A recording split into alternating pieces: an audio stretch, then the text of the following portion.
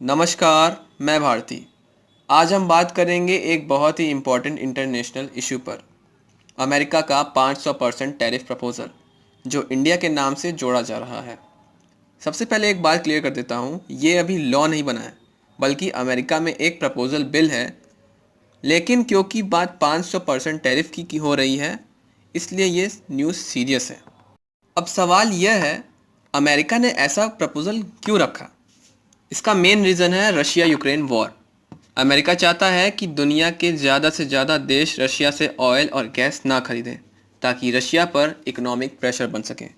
लेकिन कुछ कंट्रीज़ जैसे इंडिया, चाइना और ब्राज़ील अभी भी रशिया से ऑयल खरीद रहे हैं, क्योंकि उनके लिए वो ऑयल सस्ता और ज़रूरी है।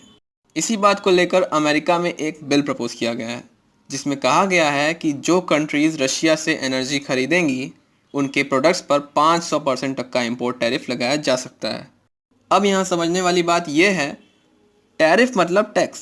अगर अमेरिका किसी इंडियन प्रोडक्ट पर 500% टैक्स लगा देता है, तो वो प्रोडक्ट यूएस मार्केट में इतना महंगा हो जाएगा कि कोई खरीदेगा ही नहीं। इसका डायरेक्ट इम्पैक्ट पड़ेगा Indian textiles, garments, engineering goods और छोटी एक्सपोर्ट कंपनीज पर। और जब एक्सपोर्ट्स कम होने लगेंगे, तो जॉब और फैक्ट्रीज पर भी प्रेशर आएगा।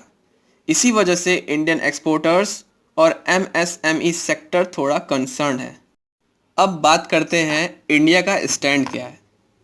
इंडिया ने बिल्कुल क्लियरली बोला है कि हम अपने एनर्जी डिसीजंस नेशनल इंटरेस्ट के हिसाब से लेते हैं। इंडिया के लिए सबसे इम्पॉर्टेंट है अफोर्डेबल एनर्जी, ताकि पेट्रोल, डीजल और इन्फ्लेशन कंट्रोल में रहे।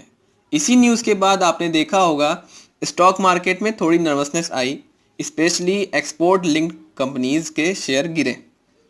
लेकिन एक बार फिर क्लियर कर देता हूँ, अभी कोई 500% टैरिफ लगा नहीं है। ये या तो नेगोशिएशन के लिए प्रेशर टैक्टिक हो सकता है, या फिर आगे चलकर सॉफ्ट हो सकता है। अब असली सवाल यह है, क्या अमेरिका सच में इतना बड़ा स्टेप उठाएगा, या फिर कोई डिप्लोमेसी से बात सॉल्व होगी?